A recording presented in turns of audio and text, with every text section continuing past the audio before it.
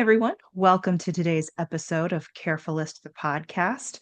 I am really pleased to have Laura Anthony on the show today. She is a neuroinclusive leader, speaker, attorney, consultant, and caregiver. Welcome to the show, Laura. Thanks so much. I am really looking forward to this conversation today.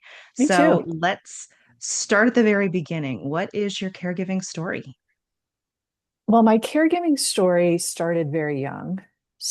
And my caregiving story is really what led me to do all of the other things that you mentioned in my bio. So I've spent most of my career as a lawyer and as a consultant and as a team leader.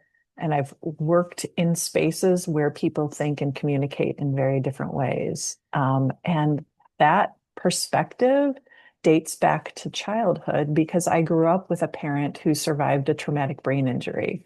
So I've been navigating the world of neurodiversity for as long as I can remember, long before that term became a buzzword. And it has really it shaped my approach as a professional, but also it started so young that I honestly know no different than caregiving because Mhm. when I was in elementary school, my mom had a cardiac arrest, which stopped the blood flow to her brain, and she was in a coma for a couple of weeks. And when she had been a French teacher, and when she came out of the coma, she did not speak English. She only spoke French, which was not her first language.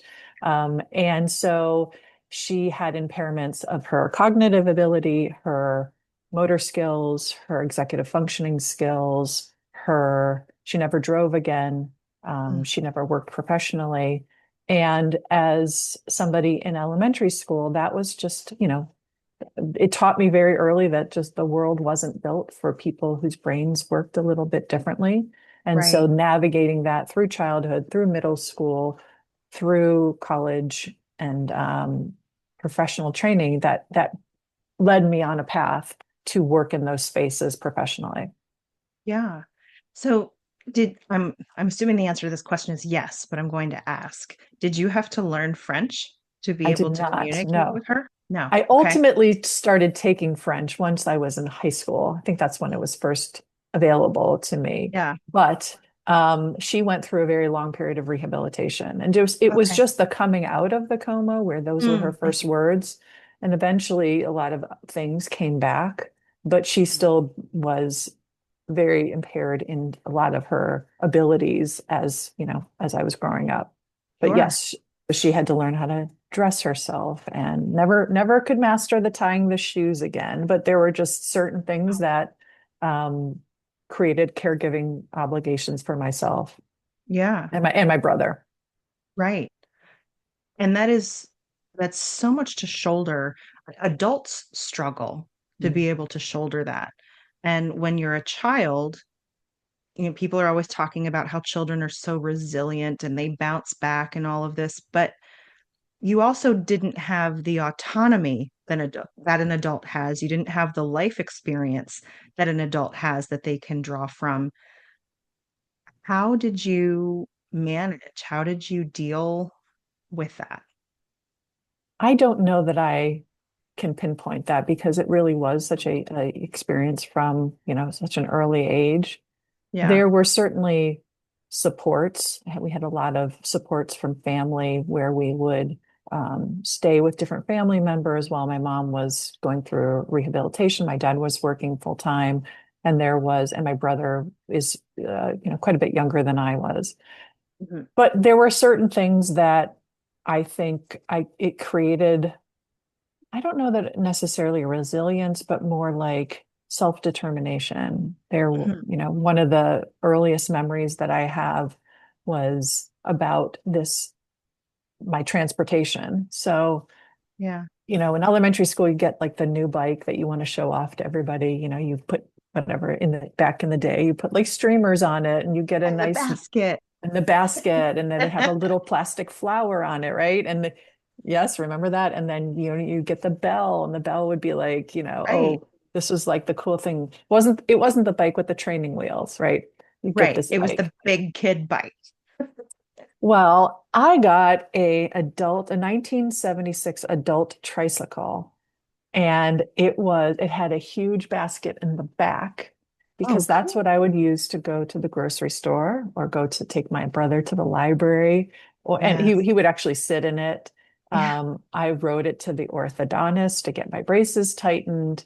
Luckily, I was in an, area in which all of those things were accessible by a bicycle. I remember taking my bike, and it wasn't the tricycle at the time, but it was like my bike, to take computer classes and to do, summer camps and things like that. Because again, my mom didn't drive and my dad worked. Yeah. So I remember somewhat of freedom of, okay, Hmm. this is an activity that I want to do, or this is an activity I have to do because my braces need to be tightened. And Right. there was an element of, well, I mean, I can't imagine the things that I did as a child, allowing my child, to do those things just because we live in a Right. different world. And I was, Yes. going to the grocery store by myself at, in late elementary school, middle school. So those were things that it was just part of my everyday. So when you Yeah. say about resilience, I certainly had this self-concept. And I remember thinking about that in high school where people would be stressing about, I don't know, what brand of jeans we have, or Hmm. what is the latest and greatest, did I get a Cabbage Patch doll? Like the Yep. things that were really trendy at the time that you thought that people's brains were wrapped around. I didn't really think about that kind of stuff. I Yeah. was more in the vein of, I'm thinking about some other things that are a little bit more critical to Right. things that I thought were a little bit more important. So maybe I felt a little removed from those struggles, and that might have served me well. Yeah. Well, and it's so interesting to think about that because you have this classic teen experience of those types of things being important. But when you butt them up against something like what you experienced, they're so trivial. Hmm. And to have to listen to other people have those conversations when you're dealing with something so serious or, such a level of responsibility, it would be really hard to relate. It's like different planets. Well, and I think that's not dissimilar to those individuals who are caregiving in the workplace, and Hmm. whether somebody is wrapped up in some office politics or some sort of, drama, or you know, something related to, a more trivial experience.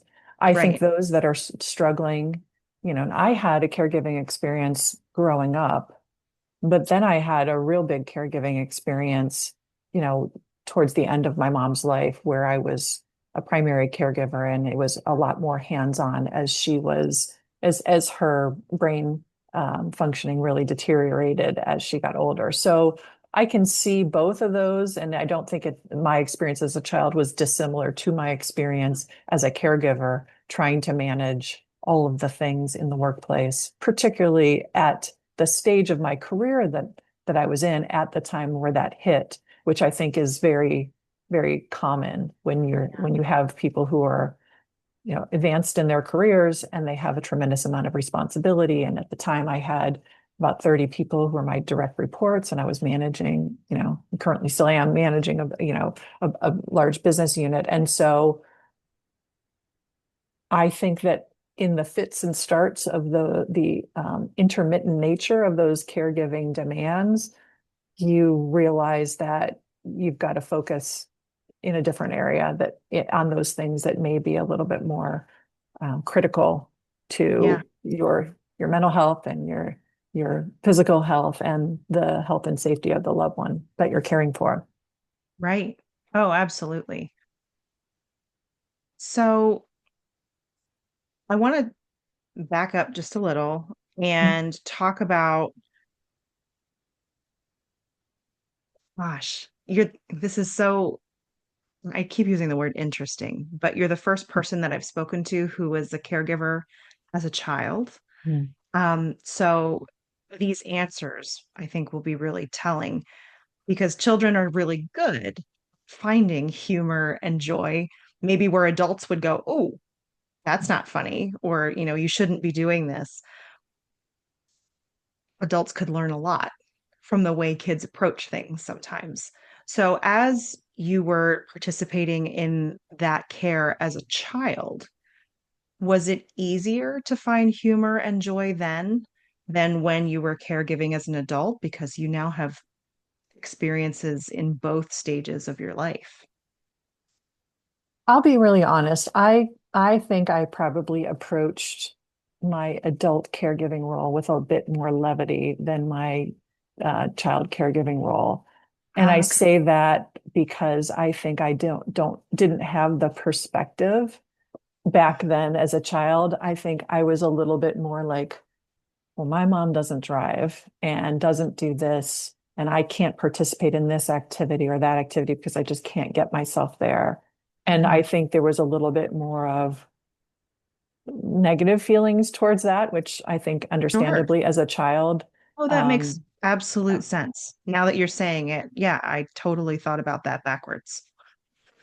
and I think when in the adult years, I think I could kind of you know, lean into her world Yeah, in a more humorous way versus trying to be resentful of the fact that it was a different world than I was operating yeah, in. And there were certain things that um, I think I had there were more supports on me as a child to be able to have this piece of the caregiving role, and then other people took that on. And I think as an adult, you see the bigger picture. So. yeah, yeah. Oh, yeah, that is such good insight. And I was also thinking too, from the perspective of a child, it's scary Mhm. when your parent can't do this, that, or the other. I mean, not nearly the same level, but when I was 13, my dad had a retina detachment. Mm, And that's not something people really heard about, whatever. And he was our the person who worked full time in the house. My mom stayed home. And so I remember hearing conversations between them like, you can't go back to teaching, what are we going to do? And so that was my first real eye-opening experience of my parents are mortal. mm. And, this is a more precarious situation than maybe I thought. Um, and I was certainly older than 8. Well, I'm trying to think of how I was sixth grade. So was I 11? Was I 12? It was in that neighborhood. But yes, Yeah. Yeah. Wow. the perspective of your world is so much smaller, like what's Right. really important to me is what's happening in the after school activity or what are the things that I can or can't do as it Yes. relates to that. And I think my perspective that is broader now gives me a little bit more ability to lean in and be more have more levity to the approach. Now, Right. not all the time. Like Yeah. certainly I didn't approach it in the most positive and best way at all times, but I'm Mhm. giving myself grace on those days. Yeah. Well, and I completely identify and relate to that. And it's so funny. I didn't forget that that happened with my dad, but I haven't thought about it in a long Mm, time. And it was right before Christmas. And so, like, Christmas was a little bit muted that year. Like, we each got mhm, one big present and we got a couple smaller things with it, but like, it was definitely more subdued. Um, and I remember my way of dealing with because at that time they were pioneering some of the technology that they use now to reattach retinas. mm, So my dad was part of this like trial new thing that they were doing. So he had to spend a lot of time completely flat on his back, looking straight up at the ceiling and couldn't this mm, and that. So he mhm, missed a lot of work. He was home for quite some time. And I remember, um, I don't know if it was Claire's or one of those other stores in the mall that sold like all those funny sayings on keychains and things. And I happened to see for him, and I don't know why I thought this was funny, but I did. And I'm glad he left. I got it for him for Christmas. It was a keychain that said, I used up all my sick days, so I called in dead. Oh boy. Um, so anyway, we all handle things differently. I have a little bit more, I wouldn't call myself smooth, I'm better now than I was at 13. Hmm. Yeah. Our brains are not fully formed at that point. And so those things that we Right. think are really critical to our lives, we change. Yes. So as you were going through your experience, and you can answer from, being a kid or being an adult or both, what was something that someone else did that you found really helpful during your caregiving experience?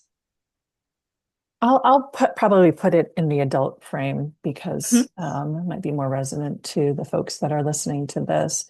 So there were two things. So my mom went into care in 2017, and she was in memory care for 7 years. And in obviously COVID happened in the middle of that. Yeah. And my dad was her caregiver until he passed. And then then I moved her closer to me. Mhm. But at the time that COVID happened, there were some things that were really helpful. One of which we were able to, because my brother is great with technology, and we were able to put a video machine within her room that I could operate, meaning that because she didn't have the manual dexterity or really the cognitive skills to be able to call Yeah. me, but I would call every day during COVID when everything was on lockdown, and I'd read stories to her. I'd read to her, and then that would be the time that the evening caregivers would come in from the facility and Mhm. be able to give me the what was happening that day. And they were just freshening up the room or doing a assisting with toileting, and that was the time that I could touch base with them Mhm. because and my mom would say things like, this was a lifeline to me because although she had a cognitive impairment and she was in memory care, her cognitive impairment was that she wanted to have a conversation about French literature, but she couldn't remember that she'd just gone to the bathroom. So the Yeah. things that were in memory care for her, the level of activities she would think are, babyish or, Right. beneath her ability. And I can understand, sometimes they were folding towels and sometimes they were doing Mhm. puzzles and sometimes they were doing word association. And Yes. for her, she wanted to have a much deeper conversation. Hmm. So the technology was really helpful because it gave me, as a remote caregiver at that point, it gave me a touch point. Hmm. It also gave me the ability to be in there and to have that connectivity to the caregivers. Hmm. And I think that is really helpful Yeah. because so often you're not able to get in contact with somebody, or you want to be able to understand, the progression from A to B. And Hmm. then finally, it gave me really meaningful connection with her every single day. It Yeah. was like today, right now is going to be, story time. And I would get things that were on her level, and they were, I don't know if you've ever seen the books. They're like children's books that I think they maybe have in middle school. It's like, who was Alexander Graham Bell? Like Yes. they have that Yes. My caricature on the son front. loves those books. Yeah. So those were the books that I would get. And I Yeah. would get from the library, a stack of them, and we would go through. Like, do you want to talk about Alexander Graham Bell today, or do you want to talk about Marie Curie? Like Mhm. she would pick. And Yeah. so that technology was helpful, and then that dedicated time was helpful. The other thing that was helpful for me was because once COVID ended and I did every weekend. After COVID ended, I was there every weekend. My dad would do caregiving during the week. I would be there either every weekend or when I would take turns. Hmm. Um, and the advice that I was given was really helpful to me because I was looking around everybody else in the facility and thinking that, okay, the next thing is what I see in this resident or what I see Hmm. with this person. Yeah. And once somebody said to me, everybody really goes on their own journey, particularly when you have an individual who's here because of a brain injury and not necessarily because the progression of Alzheimer's or another condition, Mhm. that that that did two things actually. It made me exhale a little because I'm like, okay, well, that's not may not be, but it also made me like, well, wait a minute. I like the predictability of knowing, Yep. this is stage one and this is stage four, and this is what you might Hmm. see towards end stages. And so it was helpful to manage those expectations. Right. Yeah. That was one of the hardest things for me with my mom's dementia journey. They have these stages that are outlined, but because the brain is so different person to person and it affects them differently, they can skip stages. They could do stage five or part of stage five, but really be a stage three. And so what I thought we're going to be, okay, we're going to be in stage two for 2 years and we're going to be in stage five for 8 months. And none of that happened. And Their it brains didn't drove read that me book. insane because I need a plan. Yeah, absolutely. And I think for caregivers, when you're trying to manage so much Mhm. and the frustration of the how unpredictable the nature of it Yep. is, I think it's just really hard to wrap your arms around the fact that there isn't a plan. Like you can set up so many supports and you can Hmm. set up so many um, people surrounding you and read all the books or get all of the advice. And the Hmm. reality is that you have to manage that expectation that it's going to follow just according to the plan. Yeah. So we've spoken a little bit about neuroinclusivity and Mhm. neurodiversity. I just thought of a question that I didn't have on the list. It's okay. So we can cut this It's not going or we can according to talk about it. plan. Well, I Um, mean, look at that. I mean, we're just showing a thing here about not planning. It's yeah, okay. I'm thinking of caregivers who fall into the Mm. neurodiverse category. Um, is there advice for them Mm. on how to handle that kind of unpredictability? Because I know and I understand that plan and having an idea of what's coming next is really important. So do you have any tidbits of how people could handle that? Well, I think that if so, I'm the way that I approach my work in the neurodiversity space is that I've always seen myself as a bridge. Like I was the Mhm. bridge between my mom's brain injury and the world that really wasn't equipped Yeah, for that. And that idea of being that translator, that person who is helping to support the person whose brain works a little bit differently. And mhm, I would say, so not having that as my own lived experience as an mhm, individual who's neurodiverse, I I would ask the person if you know that about yourself, then what might be helpful is to be, if you feel comfortable, being open about that, so that if you are a person who, let's say, your auditory processing isn't great, and you know that when you're in the hospital and the doctor's going to come in and maybe they're going to be there for, you never know when they're going to be there, right? And you want to be there to get the information, yeah, maybe want to, and you want to make sure that you have all of the information because you might only have 6 minutes, right? Like you never yeah, know. right. So knowing that about yourself and saying to the person who might come into the room, whether it's a doctor, a nurse, a specialist, therapist, saying to them, I'm not great processing things auditorily. I'm going to take some notes, but I want to make sure that the notes that I take when you give me the information is accurate. Who can I go to make sure that I'm getting the information? Because it's important to me as a caregiver to know exactly what the recommendations are, why the treatment plan might be changing. So if you can be open Mhm, about that, if you can be open about, you can say, listen, I don't read social cues as well as other people. mhm, So I'm going to need you to communicate this information to me in very plain, clear language without jargon. If you're thinking Yeah. about giving me a nuance, like you should know that maybe the end is near, like, or something that you're trying to tell me that is a softer, Yeah. more nuanced conversation, you can say, that doesn't work great for me. Yeah. Or I like to see things visually. Hmm. So if we're going to talk about her blood work or we're going to talk about range of motion ability, I'd like to be able to see what you're talking about because that's going to help me put it in my memory. One Hmm. of the things that I did with the caregiving is that my mom was in memory care, but because her cognitive level was at a different her cognitive was different than the folks around them.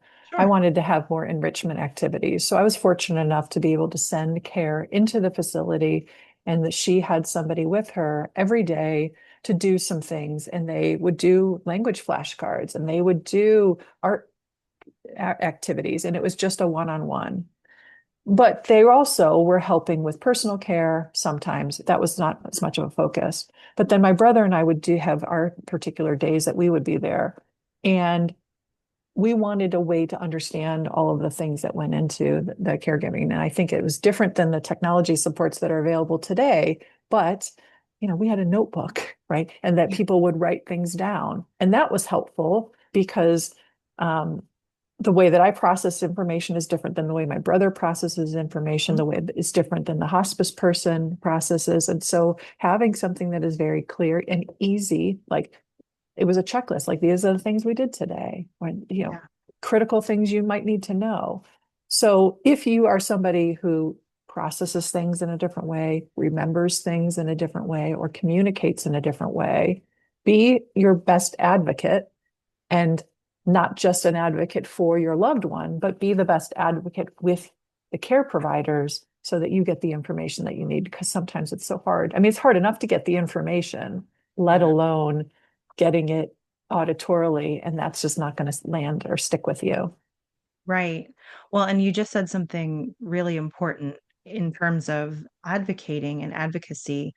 There are services, you just made me think of this, that are patient advocates. So you as a caregiver can engage a patient advocate who can participate in these meetings or updates with you. So not only do you have another set of eyes and ears, but they can also help you to frame questions in a way that the healthcare provider is going to give you the information that you're looking for. We Um, actually hired a geriatric care mm, manager yeah. for that purpose, so that when my dad was doing the primary care with my mom, he wasn't the best reporter. And sometimes I would be on the phone, through a video call, Mhm. and I didn't get all the information. And so that was really helpful to have Mm. those care providers. And, obviously that is, we had a benefit that we could use that. Mhm.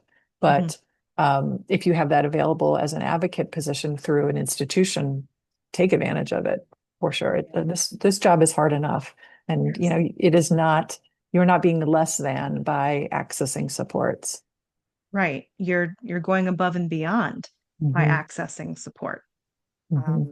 So yeah, that is certainly true. You are not a less than in any stretch of the imagination. And Um, those advocates can also help with conversations with insurance companies. I mean, mm, so I was caregiving for my mom for a really long time, and then my dad needed care.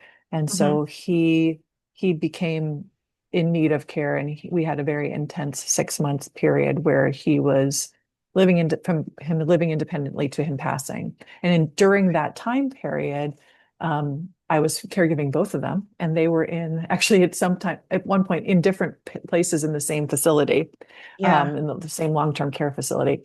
Ugh. But one of the things that I learned with my dad and some with my mom was when the insurance company would say, we're no longer paying for a certain amount of, it wasn't long-term care. What was it? It was the acute care when you're in a rehab facility, right? Mhm. And so there were certain things that I just didn't take no for an answer, and I would Yeah. advocate for, and they were going to cut off the insurance coverage, or you can appeal. And I appealed I think I appealed like 6 times and I won 5 of them. So, like, Mhm. don't take no for an answer in those positions because Yeah. sometimes there are safety related issues. Sometimes there are issues related to their health condition where stepping them down or sending them home would be um, create additional risk on the part of the insurance company. So, and those are things that I would point out to them. And so I would think that advocacy not only for your needs, but Mhm. and for your loved ones' needs, but also advocacy as it relates to those processes. Yeah. Oh, that is incredibly good advice. So, pardon me. Mhm.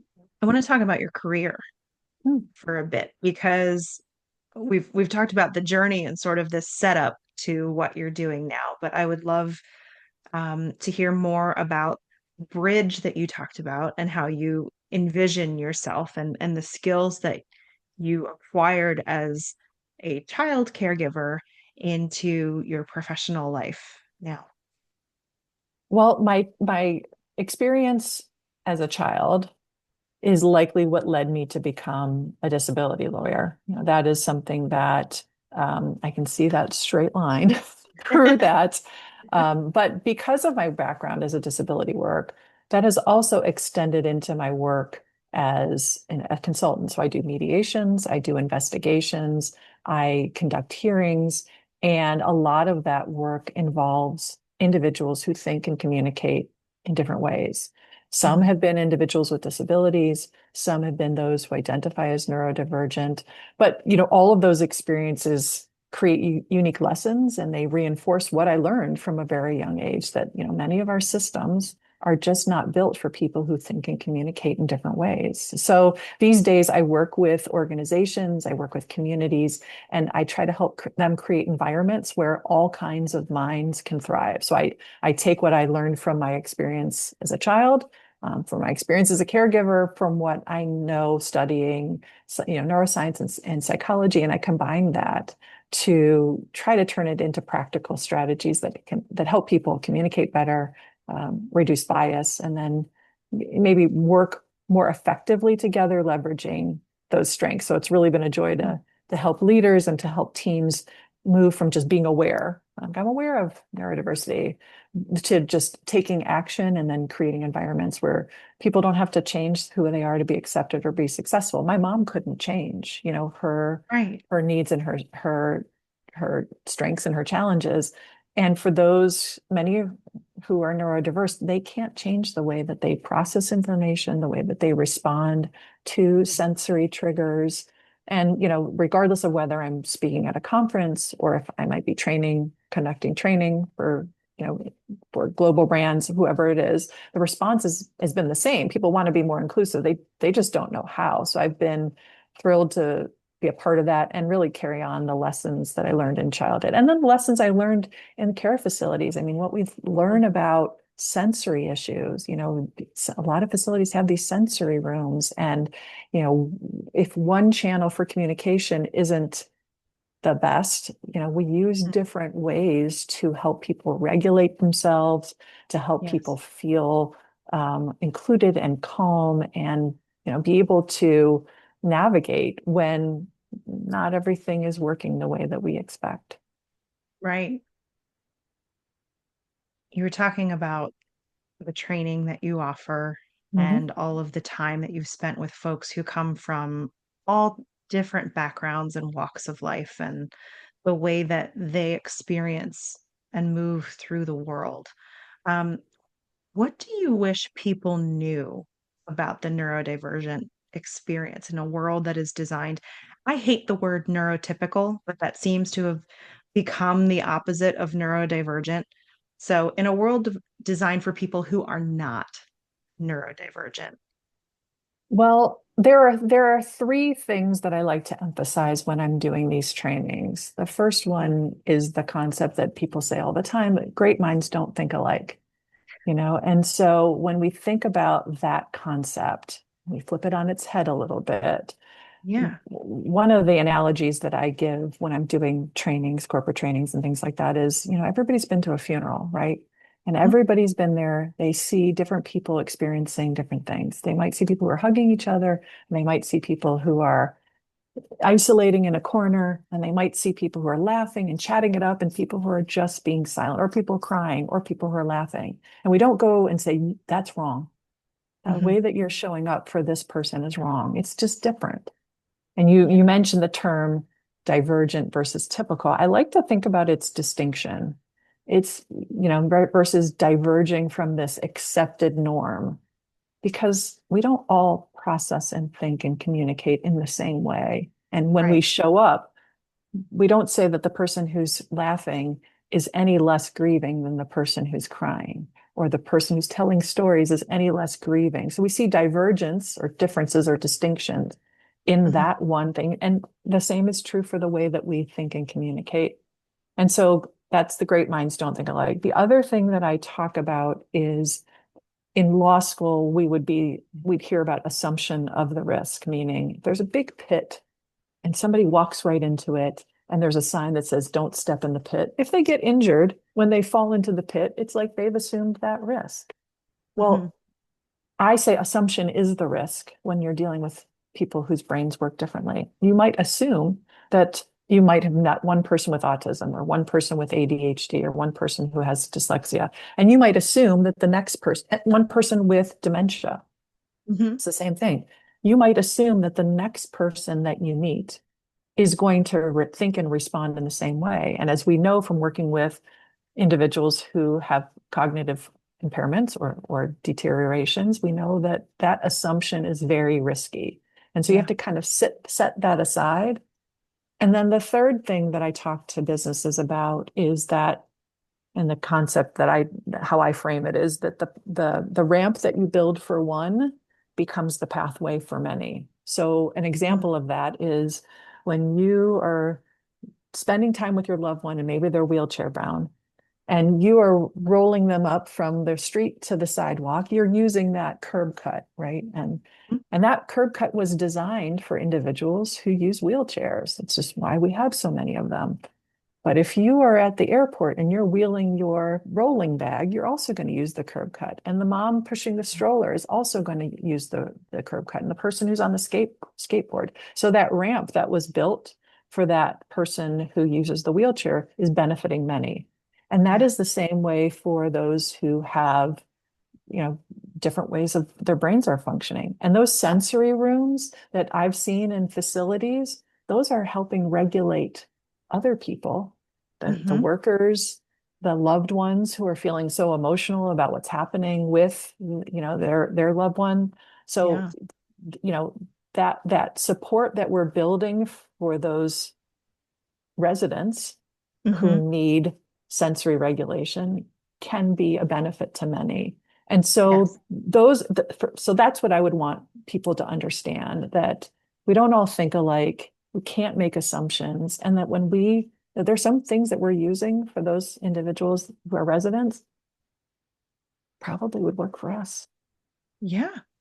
Well, yes, absolutely. I was just thinking as you were saying that, especially the sensory areas, I think there's so much of who we are as human beings that gets kind of trained out of us to fit into some sort of social norm that, okay, this was fine in preschool, but you're in middle school now, so you can't do this anymore. And coming back to that and making it available to people, it's so important because you don't lose that just because somebody told you you don't do this anymore. Mm. Yeah, I that's really powerful. like that. Yeah, yeah. Um, so, and I love the way that you have framed the different points that you talk about. You've given me a lot to think about, and I feel like we could talk for another hour. Well, it just so And happens that a lot of these trainings are an hour that I oh, can. look at that.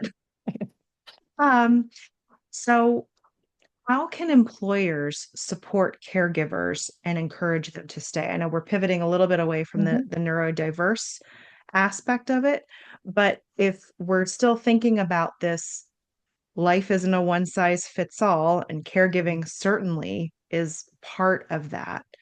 And I know you do speak to employers.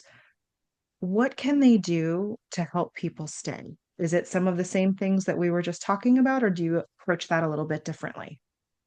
Well, I think that a couple things, some advice for employers is to recognize that this is a thing. Like this is a big thing. And a lot of Yes. people, I can't remember that when we initially spoke, if you said this, but it seems like it's this great cliff that's coming. Yeah. And I found I was so overwhelmed by trying to find care providers that it Hmm. didn't matter. It didn't matter the amount of resources that I had. My parents were fortunate to have long-term care insurance, so those costs were covered.